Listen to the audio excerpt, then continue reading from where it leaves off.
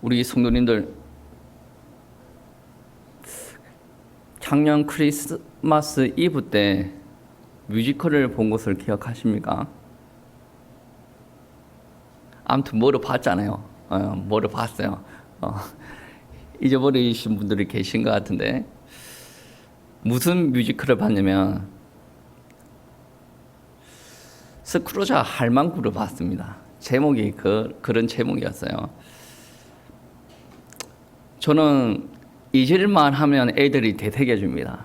뭐냐면 놀다가 심심하면 동물 흉내도 내고 사람 흉내도 내고 막 그래요. 어저께는 잘 때는 강아지 흉내 내면서 잠도 못 자게 하고 막 그렇게 했던 어저께 그런 일이 있었습니다.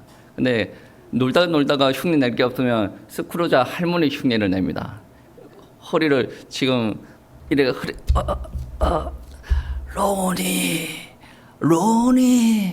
로니 아무도 대답 안 하고 더 크게 로니. 스크루자 할머니의 대사 중에 많은 분량이 로니입니다. 로니가 이제 사람의 이름인데 자기 밑에 일하는 직원이죠. 할머니다 보니까 거동이 좀 불편하지 않습니까? 돈은 많아요. 돈은 많고 사람들과 소통이 잘 되어지지 않아요. 꼰대라는 말이죠. 꼰대고 그냥 만만한 게 론이에요. 론이 불러가지고 이거 해 저거 해 막 그렇게 이야기하는 거거든요. 그리고 직원이 와서 크리스마스를 맞이하여서 자기 월급을 조금 미리 앞당겨서 달라라고 이야기를 합니다. 왜 그랬대? 스크루자 할머니가 왜 그럽니다. 아니 크리스마스 때 우리 예수님께서 오셨지 않습니까? 그래서 가족들과 모여서 식사도 하고 우리가 주님께서 오신 것을 기뻐하려고 그럽니다. 라고 이야기하니까 스크루자 할머니가 뭐라고 하는 줄 아십니까? 돈도 없는 것들이 크리스마스를 즐긴다고. 완전히 꼰대죠. 다른 사람들은 스크루자 할머니를 다 싫어합니다. 그런데 로니만큼은 저 할머니를 긍휼히 여기고 이해하려고 하는 거예요. 알고 보니 여러분 다 아시겠지만 돈 많은 구수도 되고 꼰대 할머니예요. 그 누가 좋아하겠습니까?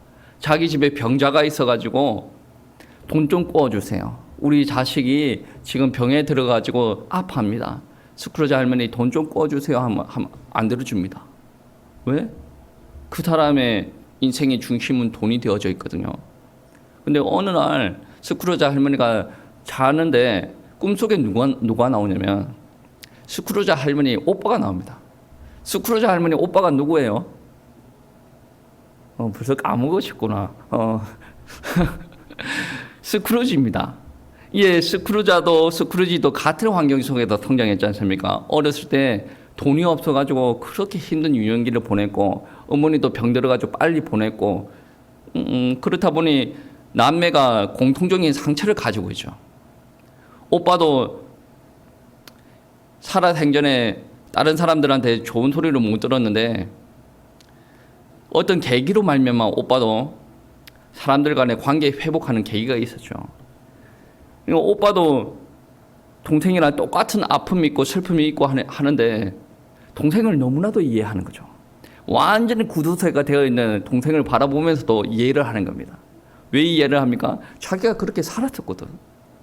그리고 남들한테 함부로 하는 것도 이해를 합니다. 왜? 자기 동생이니까 이해도 하는데 자기가 그렇게밖에 할 수 없었던 삶을 살았었거든요. 그러니까 꿈속에 나타났던 스크루지 할아버지가 스크루자를 데리고 다니면서 몇몇의 장면을 딱 보여줍니다. 보여주면서 어떤 일들을 회상시키냐면 어렸을 때 있었던 일들을 회상시키고 지금 사람들을 나를 어떻게 바라보고 있는지 회상시키고 그리고 자기가 죽고 난 뒤에 다른 사람들이 한 명도 슬퍼하지 않습니다. 약간 슬퍼하는 사람이 한 명인데 그게 누구냐? 로니 하는 개요. 로니도 너무 당황스러워해요. 어떻게 사람들이 스크루자 할머니가 죽었는데 다 험담을 합니다. 그렇게 돈 좋아하더니 잘 죽었다면서 찾아오는 사람 한 명도 없네. 잘 됐다. 그 장면을 보고 본인이 깨달음이 있죠. 자기가 아픔이 있어가지고 이게 돈만 모아서 돈만 이렇게 움키고 이렇게 살았는데 이제는 그렇게 살면 안 되겠다. 깨고 나서 로니를 부르는 거예요. 로니 와가지고 이렇게 이야기하는데 로니도 당황스러운 거예요. 하루아침에 사람이 바뀌었어요. 사람을 도운다고 합니다. 누가 믿겠어요? 근데 자기가 이제 인생을 잘못 살았구나. 사람들의 평판이 그게 아니구나. 나도 이제 변화가 되어야 되겠구나. 이 깨달음이 온 거예요. 그래서 사람들을 찾아가서 돈을 전달하면서 치킨을 사가지고 이제 성탄절을 보내는 사람들한테 큰 칠면조도 사주고 돈 없는 사람들한테 돈도 나눠주고 그리고 오해가 있었던 사람들을 찾아가서 오해를 풀기도 하고 그러면서 이제 로니가 스크루자 할머니가 회복되는데 귀중한 일을 감당을 하는 거죠. 많은 사람들은 돈만 있으면 된다라고 합니다. 스크루자 할머니가 죽었다라고 생각했을 때 많은 사람들이 험담을 했어요. 왜 그렇게 했습니까? 스크루자는 부족한 게 없다라고 생각했을 겁니다. 왜냐? 자기는 돈이 없어가지고 너무나도 힘든 삶을 살아가는데 스크루자는 너무나도 잘 살고 있었어요. 동정심이라는 자체가 없습니다. 오히려 좀 베풀면서 살지. 안 베푸니까 우리가 더 힘드는 거 아니냐. 원방하면서 살았어요. 근데 알고 보니 스크루자 할머니도 어릴 때 엄청난 상처가 있었고 돈이 없어가지고 엄마도 빨리 여였고 너무 외롭게 삶을 살고 있었다라는 것을 우리가 그 스크루자 할머니를 통해서 알게 되었지 않습니까? 돈이 있다라고 해서 다 되는 거 아니에요. 우리가 돈 없는 우리들이 돈 있는 사람들을 바라보면 야, 세상 부러울 거 없겠다. 저 사람들은 가정도 화목하고 돈도 있고 마음대로 즐기고 놀고 있고 야, 저 사람은 부족한 게 없겠다 라고 생각할지는 모르겠으나 돈이 행복을 주는 기준이 되어지지 않습니다. 약간의 편리함을 줄 수 있는데 돈이 행복을 주지는 않아요. 오늘 본문 말씀에도 보면 돈 많은 사람이 한 명 나와요. 돈이 많은데 고독한 사람입니다. 오늘 본문에서 소개하는 사람이 누구냐면 레이입니다. 오늘 본문에 근거하여서 설명을 하자면 그는 갈릴리 바다 근처의 세관에 앉아 있었습니다. 아마 추측컨대 그 세관 탁자 주변에는 돈 뭉치도 있었을 것이고 돈 뭉치를 계산할 회계 장부도 있었을 것이고 주변에는 고기들이 널브러져 있을 거라고 상상이 되어집니다. 근데 참으로 안타까운 것은 스크루자 할머니처럼 돈은 있는데 친구가 없어요. 마음을 터놓을 사람이 없다라는 거예요. 여러분, 이 레이가 왜 친구가 없었냐면 그의 직업 때문일 거라는 생각이 되어집니다. 왜 그러냐면 그의 직업은 세리였다라고 오늘 본문 말씀에 표현을 하고 있거든요. 오늘 본문 말씀에 기록될 당시는 로마라는 강대국이 이스라엘을 점령했을 당시입니다.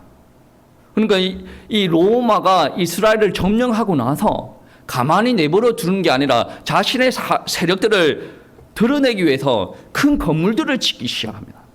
여러분, 건물들 지을 때 가장 필요한 것이 무엇입니까? 돈 아니겠습니까? 그러니까 이 로마 제국이 건물을 짓기 위해서 돈을 끌어모아야 되는데 돈을 끌어모을 때 아주 교묘한 방법들을 사용합니다. 자기네들 식민지가 어디입니까? 지금 이스라엘 아닙니까? 이스라엘 땅에서 돈을 끌어모을 때 로마 사람을 통해서 돈을 끌어모으지 않습니다. 자기네들 나름의 머리를 굴려가지고 그 식민지, 그 민족들 가운데, 그러니까 오늘 말씀에 유대인이죠. 유대인이었던 레이를 뽑아서 그들 백성에게 세금을 걷어들이게 하는 거예요. 이 세금 걷어들일 때 법적으로 명확한 규정이 있는 것도 아닙니다. 세리 마음대로 세금을 걷어들이는 거예요. 어떻게 보면 세리와 관계가 좋아요. 그러면 세금을 좀 낮춰줍니다. 세리랑 관계가 안 좋아요. 그러면 세금이 올라가요. 그거를 누구도 아느냐면 유대인들도 전부 다 압니다. 그리고 12살부터 65세까지 되는 사람들 중에 돈을 벌면 다 소득세를 다 냈어요. 그것도 세리 마음대로 조율이 가능했다는 거예요. 오늘날 차를 탈 때 고속도로에 올라갑니다. 뭐를 냅니까? 통행료 내지 않습니까? 작은 차를 타면 작은 세금을 내고 큰 차를 타면 외제차를 타면 많은 세금을 내죠. 제가 람보르기니 이야기 들었는데 한 달 유지비가 1,000만 원 된다 그러더라고. 그러니까 뭐 기름값, 수리비, 뭐 세금 그거 전부 다 합쳐서 그 정도 되는 거겠죠. 1,000만 원이면 뭐 차를 한 대 사는데 돈 있는 사람은 그렇게 굴린다라는 말이죠. 레위 시대 때도 마찬가지입니다. 마차를 끌고 길을 통과하면 세금을 내야 돼요. 그리고 마차도 크기가 다 다르지 않습니까? 마차 바퀴가 작으면 세금을 좀 작게 내고 바퀴가 크면 세금을 또 많이 내요. 그리고 땅을 가지고 있으면 토지세도 내야 돼요. 뭐 건물을 사면 또 그에 합당한 건물세도 내야 되고 그 갈릴리 바다가 그 앞에 있는데 물고기를 잡으면 물고기세도 내야 됩니다. 그러니까 뭔가 하나 숨쉬고 움직일 때마다 세금이 나가는데 그 세금이 법에 근거해서 그 법의 기준을 해서 내는 게 아니라 세리 마음대로 아무 데로 돈을 걷어들이는 거예요. 그렇다 보니까 유대인들이 어떤 세리를 바라볼 때 막 감정이 치솟지 않겠습니까? 그러니까 유대인들이 사람들을 꾸려가지고 세리들을 함부로 공격하기도 하고 그러한 일이 있었던 것 같아요. 그래 놓으니까 세리 입장에서는 자기를 보호하기 위해서 어떻게 하냐면 조지 폭력배를 주변에 두기 시작합니다. 그러니까 유대인들이 자기를 공격하러 올 때 조지 폭력배한테 이래보니 뭐 조지 폭력배가 가가지고 막 진압을 하는 거예요. 거기에서 멈추는 것이 아니라 세금이 높지 않습니까? 그 세금이 높으니까 국민들 입장에서 어떠냐면 세금을 못 내는 형편이 되어지는 거죠.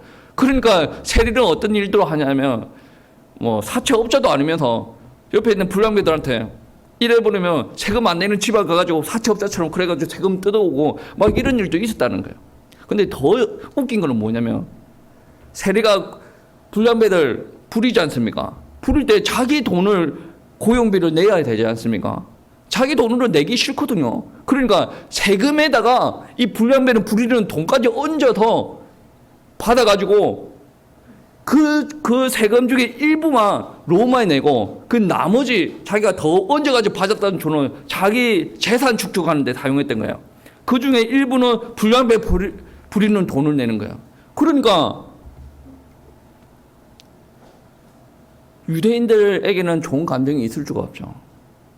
세리가 지금 민족들의 등골 빼먹고 피를 빨아먹고 있는 상황들이 어떻게 보면 합법적으로 용납이 되어진다라고 할지라도 유대인들 가운데 세리를 사람으로 취급하는 사람들이 없었습니다. 레위는 바닷가에 있는 무역하는 그 지역에 더 대관장이 되었다 그러면 기본적으로 언어가 되는 사람이에요. 유대인들이 사용하는 언어. 로마기 그 시대를 장악하고 있었지 않습니까? 로마인들이 사용하는 언어. 그 시대 때 그리스 문화가 이게 화려했거든요. 그리스 사람들이 사용하는 언어, 기본적으로 3-4개 언어를 사용한 거야. 자기네들이 레위라는 사람이 세관장으로 맡고 있을 때는 그 사람이 공부도 어느 정도 했었고 돈도 있었어요. 근데 문제가 무엇이냐면 주변에 마음을 틀어놓은 친구가 한 명도 없는 거예요. 많은 사람들은 아마 레위 보고 욕을 했을 겁니다. 뭐 저런 인간이 다 있어? 자기가 선택한 거잖아. 돈 많았으면 되지. 그 사람에 대해서 이해하려고 단 한 번도 생각하지 않았다는 거예요.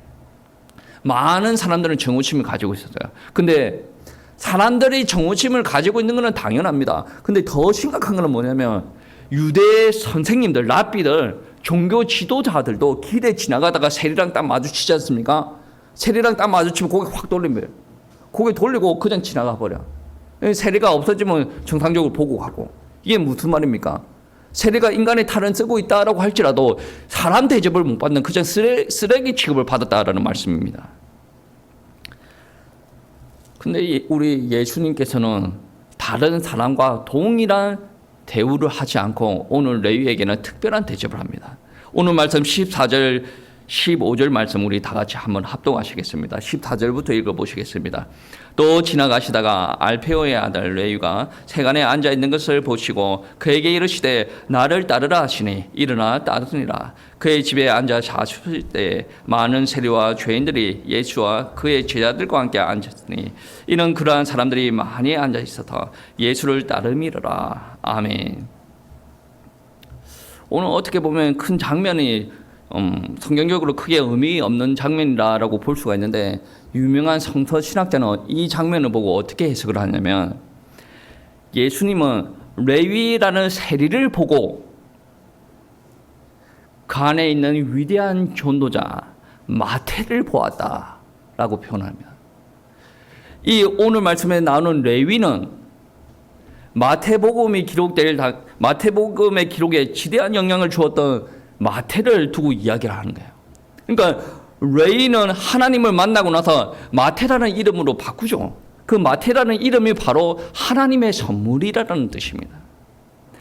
주변 많은 사람들은 레위를 보고 어떻게 합니까? 손가락질을 하면서 저 죄인, 저 인간 같지도 않은 사람, 저 쓰레기 같은 사람, 막 그러면서 놀리기도 하고 얼굴을 마주치기도 싫어합니다. 그렇게 인간 이하의 대접을 받던 레위를 바라보고 예수님은 다른 사람들이 전하지 못하는 하나님의 사랑을 전하죠. 그리고 나서 예수님을 만나고 나서 레위가 마태로 변화가 되어지고 하나님께서 쓰시는 사람이 되었다라는 사실을 오늘 말씀에서 증거하고 있다는 거예요. 그러니까 예수님은 다른 사람들이 말하는 기준 가지고 레위를 판단하는 거 아닙니다. 우리 교회에서도 그렇고 밖에서도 그렇고 계속 사람들에 대한 이야기를 합니다. 인식이 심어져요. 저 사람은 저랬다며, 저 사람은 예전에 술 먹고 다녔다며, 저 사람은 예전에 고소톱 치고 다녔다며, 저 사람은 예전에 음란한 짓을 하고 다녔다며, 저 사람은 예전에 도둑질하고 다녔다며, 그런 생각이 가지고 있으면 어떻습니까? 그 사람이라 연을 맺기 싫어집니다. 레위한테도 많은 사람이 그렇게 다가갔다, 그런 식으로 대접했다라는 말씀이에요. 근데 예수님께서 레위를 바라볼 때 뭐가 보였냐면, 저 사람이 하나님과 단절되어 있고, 그게 더 나아가 사람들에게 단절되어 있어서 너무나도 불쌍하게 보이는 거예요. 저 사람이 저렇게 할 수밖에 없던 이유가 있었지 않겠습니까? 자기도 사람인데 민족의 등을 쳐먹고 그렇게 살고 싶었겠습니까? 하나님께서 바라볼 때 인간 레위, 그리고 그 전에 죄인이었던 레위가 바라보기 시작하는 거예요. 인간이었으면 그 정도의 행동은 안 하겠죠. 근데 한 개 더 붙여서 인간인데 죄인이었다는 거예요. 죄인은 그 어떤 사람도 선할 수가 없습니다. 죄를 가지고 있는 사람들은 죄를 지을 수밖에 없어요. 여러분들은 뉴스를 바라볼 때 사람을 찔러 죽이는 사람들이 가끔 나오면 어떻습니까? 에휴, 저래가 되겠냐. 여러분, 사람이 극한 상황으로 가면 그 누구라도 그러한 일들을 할 수가 있겠습니다. 이번에 텍사스에서 총기 난사 사건이 있었지 않습니까? 초등학교 때. 저는 그 내막을 잘 모릅니다. 근데 그 아이가 그러한 행동을 할 수밖에 없었던 상황이 있었을 거라고 저는 확신합니다.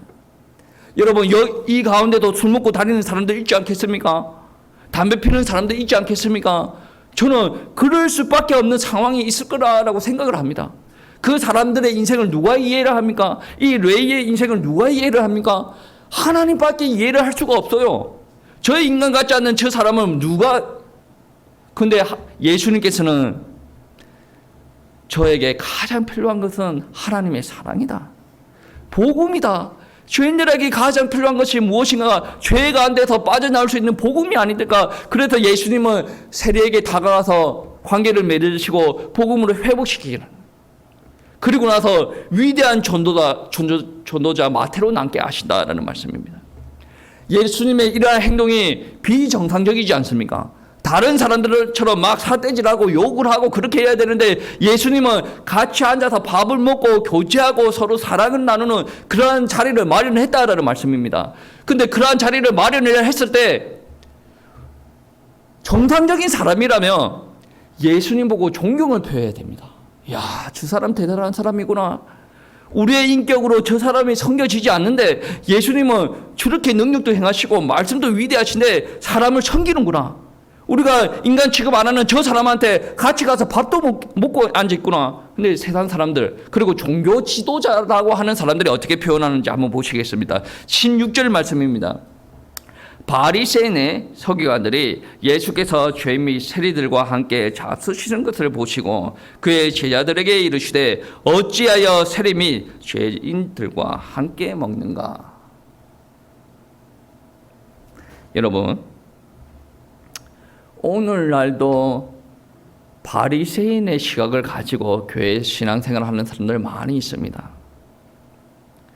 교회 안에서 혹여나 세상적인 쾌락을 즐기는 사람들, 그 사람들 보고 예수 믿으면 그거 안 해야지.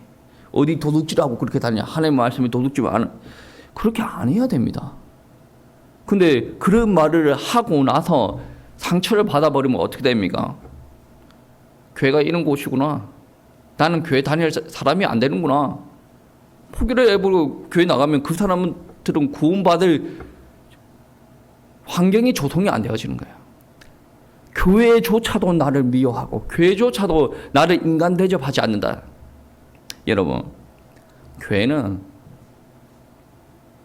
세상에 썩어가는 것들을 치유할 수 있는 소금의 역할을 감당을 해야 돼요. 소금의 역할을 감당을 하는 사람들이 저 악취나 나 저 악취나는 생선옆에는 안 갈 거야. 나는 악취 나기 전에 썩기 전에 그쪽으로, 이거는 소금의 역할이 아닙니다. 교회 안에서도 11조 많이 하고 헌신 많이 하고 능력 뛰어나고 대통령이고 그래서 대우받는 게 교회가 아니란 말이에요. 교회는 돈이 없고 몸 빼고 연약하고 무지한 사람들이 모여들더라도 그 사람 한 영혼, 그 사람을 살리고자 소금의 역할을 우리가 감당을 해야 돼요. 세상에서도 소금의 역할을 감당을 해야 되고 교회 안에서도 소금의 역할을 감당을 해야 돼요. 여러분, 빛의 역할도 감당을 해야 되는데 그 빛의 역할을 감당을 할 때 장소를 가려서 빛을 발하고 장소를 내가 원하지 않는 장소가 원하는 장소가 아니면 빛을 숨깁니까? 그게 아니에요. 그러면 저와 여러분의 의지가 되는 부분들이 아니란 말이에요. 예수 그리스도의 생명의 빛이 우리 가운데 들어오면 흑암 가운데 있는 사람들에게 딱 나아갔을 때 우리 안에 있는 빛이 그대로 조명돼요.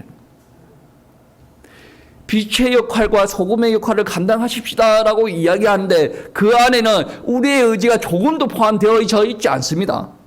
빛을 누가 줬어요? 소금을 누가 줬어요? 하나님께서 줬습니다.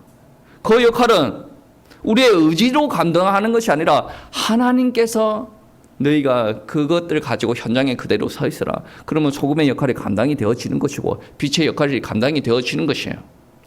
나는 저 사람은 싫어. 저 인간 같지 않은 사람들 싫어. 그러면 소금과 빛의 역할을 여러분 감당하지 못하게 된다라는 것입니다. 교회는 죄인들의 집합소 아닙니까? 저도 죄인입니다. 실수를 하지 않겠습니까?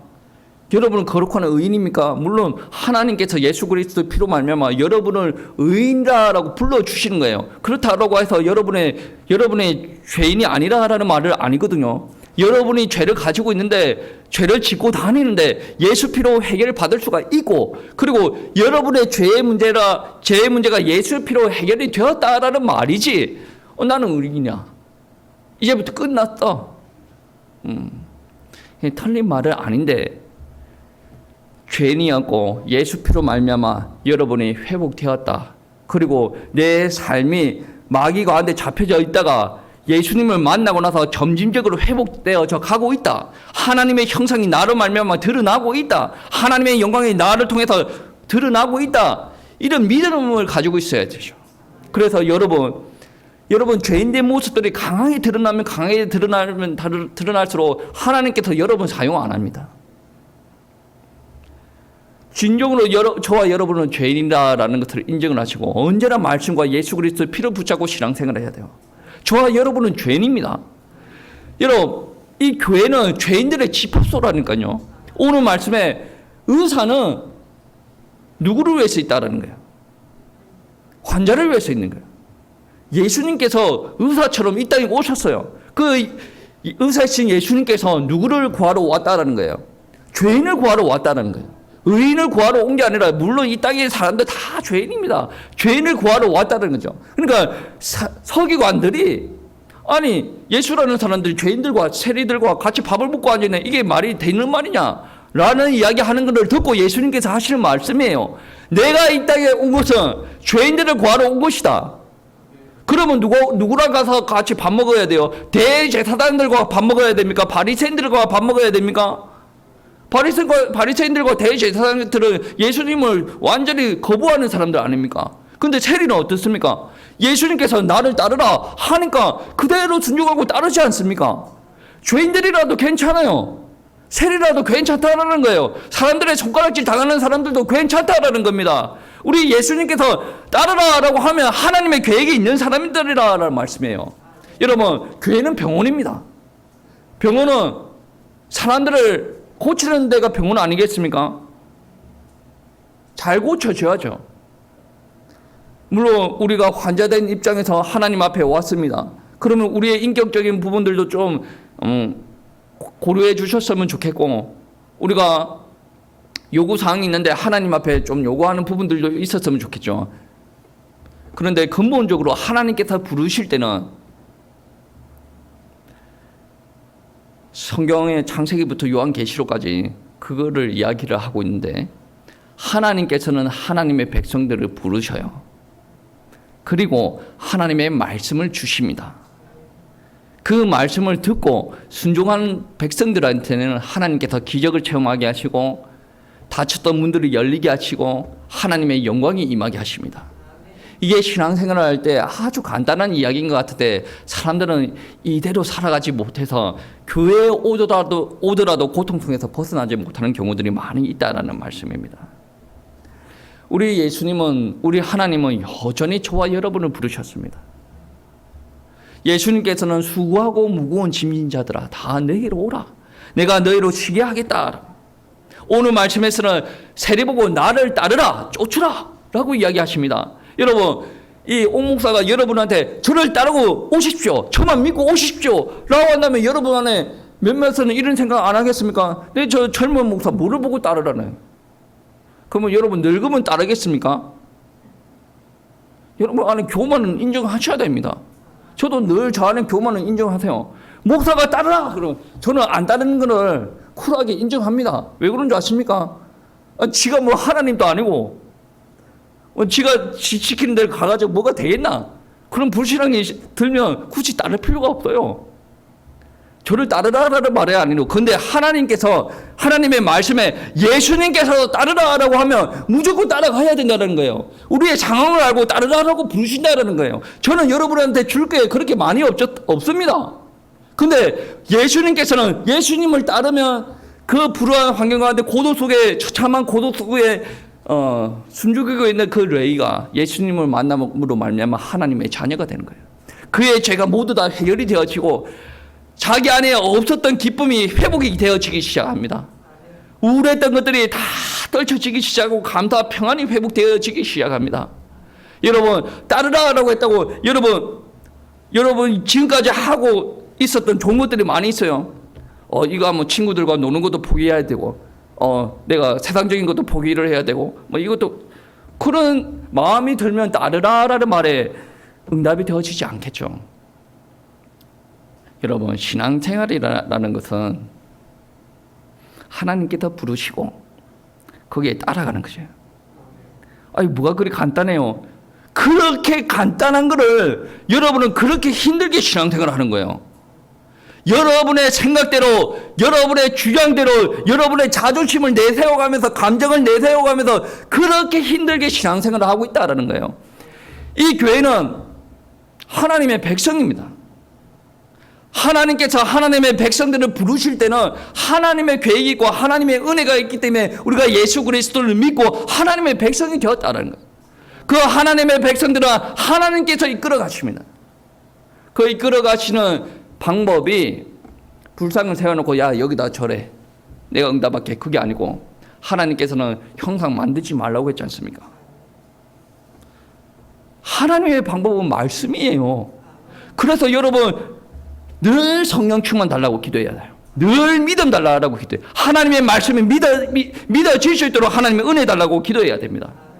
여러분 신앙생활할 때 가장 먼저 이루어져야 될 부분들은 내가 구원받고 하나님의 백성들 되는 거예요.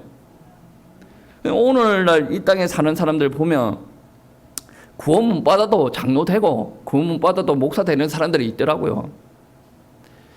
한국의 학술지는 잘 모르겠는데 미국의 학자들이 게재하는 잡지 같은 데 보면 이러한 글이 있습니다. 교회는 자살을 선택했다. 그 자살이 뭔지 아십니까? 사람들 끌어모으는 데만 관심이 있어요. 교회는 중심이 있어야 돼요. 끌어모으고 일단 사람들이 모이니까 사람들이 원하는 메시지를 해줘야 돼요. 위로의 메시지 하나님의 말씀이죠. 사랑의 메시지 하나님의 말씀입니다. 힘 받으세요. 기도하세요. 하나님께서 응답하십니다. 절대로 이거 하나님의 말씀입니다. 근데 여기서 벗어나지 않아요. 그렇다 보면 사람들이 원하는 메시지와 사람들이 원하는 응답에만 치중을 할 수밖에 없는 거예요. 교회는 하나님의 백성들이에요. 이게 전제가 되어지지 않으면 그 이후에 일어나는 일들이 하나님의 일과 상관이 없이 진행이 되는 거예요. 사람을 끌어모으면 몇 천명, 몇만 명 이렇게 끌어모을 수가 있어요. 마케팅이 좋은 사람들, 수단이 좋은 사람들은 얼마든지 끌어모을 수가 있죠. 근데 끌어모으고 나서가 문제예요.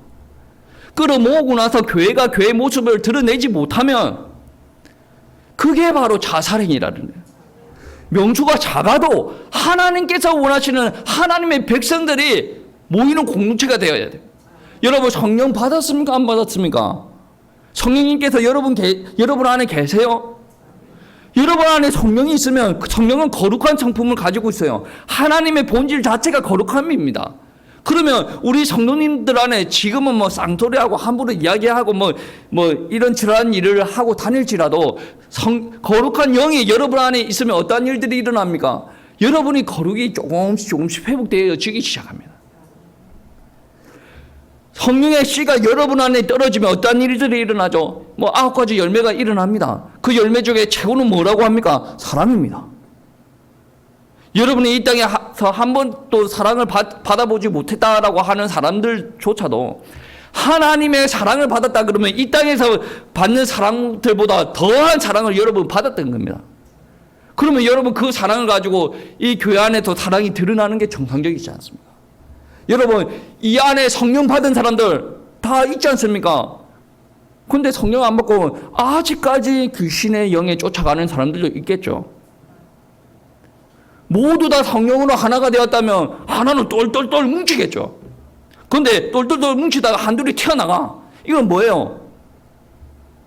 목사가 실수했을 수도 있고 막 이런저런 이야기하는 사람들 뭡니까? 성령 충만하지 않다는 거죠. 목사가 말씀에 근거해서 이야기했다 그러면 그거는 하나하나 튀어나가고 목사가 저래, 교회가 저래 막 그런 사람이 있다 그러면 만약에 그런 사람이 있다 그러면 그 사람은 지금 성령 충만하지 않다는 거예요. 자기 생각 따라가는 거예요. 하나님을 따라갈 때 내 생각 따라가는 게 아니란 말입니다. 누구 생각 따라가야 돼요? 하나님 생각 따라가죠. 내 감정과 내 자존심이 기준이 되어야 되는 것이 아니라 따라오라고 한 그분의 기준이 되어야 된다라는 겁니다. 어떻게 바라보면 여러분의 입장에서 바라보면 레위가 정말 사람 같지도 않은 사람이겠죠. 그런데 여러분 한번 잘 생각해 보세요. 여러분이 더 사람 같지 않은지 레위가 사람 같지 않은지. 레위는 사람들 등쳐먹었어요. 돈은 있지 않습니까? 돈은 있는 상태에서 하나님께서 불렀어요. 순종을 했죠. 여러분 가운데 돈이 있었으면 이 가운데도 하나님을 안 믿을 사람들 많이 있겠죠. 어떻게 보면 여러분보다 레위가 조금 나은 사람이에요. 어떤 사람은 가정이 화목하고 자기가 사회적으로 인지도가 있으면 하나님이 안 믿을 사람들 많아요. 근데 레위는 자기 가운데 부족한 게 없어요. 사람들한테 왕따만 당할 뿐이지 부족한 게 없어요. 하나님께서 따라오라라는 음성에 반응을 했다라는 거예요. 레위가 반응했다라는 것은 하나님의 은혜가 그에게 임했다라는 말씀이에요. 그 말은 무슨 말입니까? 하나님께서 그를 쓰시겠다라는 거예요. 여러분이 이 땅의 교회에서 신앙생활 할 때 나는 이거 할래 안 할래 그게 크게 중요한 게 아닌 게 뭐냐면 하나님께서 여러분을 하나님의 백성을 삼았다라는 말은 하나님께서 여러분에게 은혜 허락하여 주셨어요. 주권자가 누굽니까? 하나님이라는 거예요. 내가 예수 잘 믿고 어떻게 해볼래? 그런 사람들은 나 이거 할래 안 할래 그렇게 이야기할 수는 있지만 하나님께서 전적으로 은혜 주셨어요. 전적으로 회복시켰어요. 근데 그러한 사람이 하나님 앞에 할래 안 할래 뭐 이건 아닌 것 같아. 그런 말을 할 수 있을 것 같아요. 제가 레이보다 낫다라고 말을 할 수가 없어요. 저도 지금도 어리지만 지금보다 더 어릴 때 뭐가 있었어요? 하나님 일 말고 내가 하고 싶은 일을 통해서 하나님의 일을 하고 싶었어요. 근데 하나님이 그게 아니라니까 뭐 저는 어떤 생각이 있었냐면 그거는 좀 아닌 것 같아. 바로 순종이 안 되는 증거. 그게 순종이 되어질 때까지 한참의 시간들이 기다렸단 말이에요. 근데 레이는 따라오라 바로 순종하지 않습니까? 여러분, 레이가 천박한 사람이 아니고 인간 쓰레기가 아니고 저와 여러분보다 훌륭한 사람입니다. 우리가 어떻게 신앙생활을 해야 되는지 보여주는 사람이에요. 그리고 예수님께서는 이 세상적으로 손가락질 당하는 그 사람들에게 어떻게 대하는가, 예수님께서 우리들에게 모범을 보여주고 있다는 것을 깨달아야 된다는 말씀입니다. 우리들은 레이보다 못한 사람입니다. 근데 지금 이 시간에 모여 있다라는 것은 하나님께서 특별한 은혜를 우리한테 주셨다라는 거예요. 레이는 그렇게 쉽게 변하는데 우리는 왜 그렇게 몇십 년 동안 신앙생활에도 안 바뀌냔 말이에요. 레이는 처음에 예수님과 식당의 교제로부터 3년 동안 훈련받고 나서 바뀌었어요. 근데 우리는 왜 그렇게 안 바뀌냐는 말이에요. 예수님과 3년을 동고동락을 했던 그 사람보다 못하다는 거예요. 몇십 년 신앙생활에도 아무 소용이 없다라는 거예요. 하나님을 만나야 된다. 예수님을 만나야 된다. 예수님의 영으로 충만해야 된다라는 말씀이라는 겁니다. 그리고 예수님이 했던 모습들을 한번 잘 살펴보세요. 그리고 서기관들의 모습들을 한번 생각을 해보세요. 우리가 서기관과 같이 행동을 하지 않았던가? 우리가 이웃들에게 이 복음을 전해야 되는데 우리의 모습들로 말미암아 예수님의 복음을 전달되는 것을 가로막질 않는가? 나 때문에 예수 그리스도의 복음 전달이 막아졌지 않은가? 우리 교회 때문에 예수 그리스도의 복음 전달이 무너져 내리지는 않았는가? 서기관들은 하나님의 말씀 잘 아는 사람입니다. 그럼에도 불구하고 어떻게 이야기합니까? 저 사람은 안 돼. 왜 쟤들과 함께, 왜 세리들과 함께 합니까? 그러면서 뭐가 되어집니까? 인간관계 폭이 자꾸 줄어들죠. 그리고 만나는 사람은 누구예요? 기존적으로 자기 말을 잘 따르는 사람들, 대제사장들, 바리새인들과 계속 만나게 되죠. 그러니까 전도의 폭이, 사역의 폭이 계속 줄어들고 그 사람들이 오고 가는 말로 통해서 예수님을 정죄하고 판단하고 나중에는 예수 그리스도의 복음을 받아들이지 못하는 일들이 벌어지지 않습니까? 여러분도 여러분 기준 가지고 사람 판단하지 마세요. 제가 공부할 때는 약간의 어려움이 있어서 시간이 없어서 웬만한 사인이 오면 다 차단을 시켰어요. 내가 못하니까. 내가 못하는 일을 또 우리 교회에 시켜버리면 또 교회에서는 또 원망 불평이 날 수 있을 것 같다는 생각이 들어서 저는 차단을 시켰습니다. 공부 마치고 어떻게 하느냐면 약간의 사인이 들어오면 무조건 움직여요. 왜냐? 이게 하나님의 인도라는 약간 1%의 확신이 있으면 무조건 움직이는 거예요. 누가 어디 전도 집회가 있다 그러면 가요. 어디 세미나 있다, 세미나에 동참하면 갑니다. 뭐 어디 식사 모임들 갑니다. 그 안에서 하나님께서 어떤 역사가 일어날 줄 모르니까 저는 무조건 움직입니다. 옹사 뭐 이거 좀 해볼래? 이거 합니다. 전혀 아예 못할 상황이면 안 하는데 이거 한번 해볼래? 합니다. 왜 그런 줄 아십니까? 하나님께서 어떻게 인도하실지 모른다. 하나님께서 사람을 통해서 역사하실 수도 있고 하나님께서 우리 교회와 가정을 통해서 역사하실 수도 있고 하나님께서 내 기도에 한마디 한마디 통해서 역사하실 수가 있는데 그렇게 움직이는 이유가 뭔지 아십니까? 그렇게 움직이기 전에 저는 하나님 앞에 기도했습니다. 하나님 저 어떻게 합니까? 이 교회 계속 있어야 됩니까? 하나님께서 이 교회를 위해서 부르신 게 맞습니까? 하나님 저를 통해서 역사하여 주십시오. 저는 지금 보니까 할 수 있는 게 아무것도 없습니다. 하나님께서 사소한 사인이라도 주면 저는 순종하겠습니다. 여러분 제가 움직이는 거를 보고 많이 움직이는 것도 아닌데 제가 움직이는 거를 보고 좀 불편하시는 분들이 있을 수도 있을 것 같아요. 교회만 집중을 하지 뭐 여기 왔다 뭐 그런 사람이 있을 수도 있죠. 그런데 저는 성령님께서 어떻게 인도하시는가 기대를 하면서 움직이는 거예요. 여러분 이게 바로 영적인 성숙을 추구하는 사람들의 모습입니다. 나의 기준은 이래. 그래서 이렇게 갈래. 요즘 목사님들 그러죠. 그거는 네가 복음이야. 하나님의 역사는 없을 수도 있습니다. 운 좋아서 하나님과 그 방향이 맞으면 역사가 일어나겠지만 하나님께서 그 길을 원하시면 하나님께서 역사 안 하시는 거예요. 그래서 우리 신앙생활을 할 때 내가 하고 싶은 대로 하는 것을 원하지만 하나님께서 막으시면 안 해야 돼요. 그게 바로 영적인 성숙이에요. 성숙된 사람을 통해서 하나님께서 일을 하시기 시작하죠. 내가 세상적으로 나가서 뭐 노는 거 막 좋아해. 노는 게 뭐 나쁩니까? 노세요. 근데 하나님께서 야 그거 아닌 것 같아. 여기 가서 이거 해. 방향을 좀 틀면 내 이 친구들과 노는 게 너무 좋은데 계속 놀겠죠. 나중에는 심각한 계기를 통해서 회복되는 것이 있겠지만 이 시간 허비를 안 하려고 하면 어떻게 해야 됩니까? 하나님께 사인 주셨을 때 바로 틀어야 되는 거예요. 이게 바로 영적인 성숙이다. 영적인 성숙으로 말미암아 여러분 가정이 회복되어지고 여러분 직장 형제과 이 교회가 회복되어질 겁니다. 여러분이 십몇 년 동안 몇십 년 동안 기도한 게 여러분 한 명이 예수 그리스도로 회복이 되어지고 영적인 성숙으로 되어지면 하나님께서 일하신다는 거예요.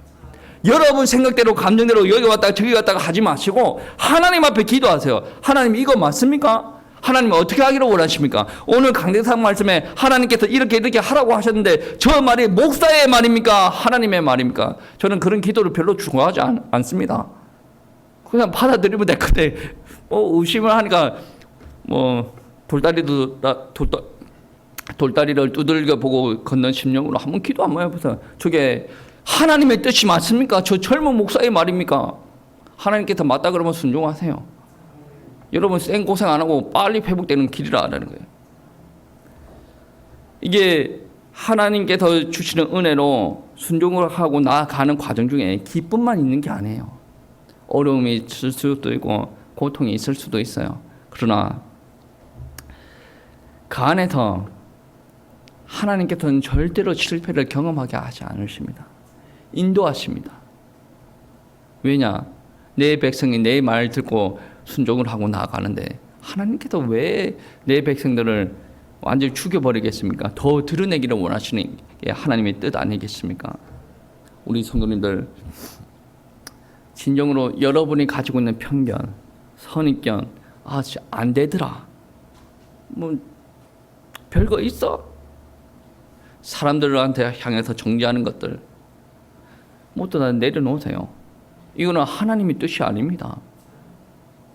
우리는 나를 따르라라고 했던 그 예수님을 따라가는 거예요. 근데 내 초점은 인간, 사건, 문제들을 초점을 향해서 내가 향해 있는 게 아니라 내 초점은 어디로 향해 있어야 됩니까? 하나님을 향해서. 내 초점이 하나님을 향해져 있을 때 모세를 통해서 홍해가 열려졌어요. 내 초점이 하나님을 향해져 있을 때 여리고성이 무너져 내렸다라는 거예요. 여러분의 초점이 홍해로 향해져 있으면 안 되지 않습니다. 여러분의 초점이 여리고성을 향해져 있으면 되지 않습니다. 하나님에 향해져 있을 때 하나님께서 가나안 땅으로 가라고 했잖아요. 근데 홍해가 있는 게 무엇입니까? 그렇게 질문이 와야 정상이죠. 근데 하나님을 따라왔더니 이게 홍해가 가로막고 앉아있으니 하나님이 되겠습니까? 이게 지금 문제에 초점을 두고 있는 사람이에요. 문제에 초점 두지 마시고 하나님 초점. 하나님 이렇게 말씀하셨죠. 저는 갑니다. 힘든 상황 가운데 있어요. 하나님이 이렇게 말씀하셨던 게 맞죠? 제가 혹시나 틀렸습니까? 하나님의 뜻을 따라갑니다.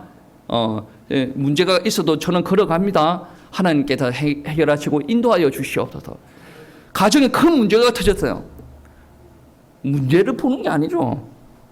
문제를 점검을 하고 하나님을 또 보는 거죠. 하나님, 이런 문제가 터졌습니까? 어떻게 해야 됩니까? 저는 너무 불안한데요. 이거 하나님 뜻이 맞습니까?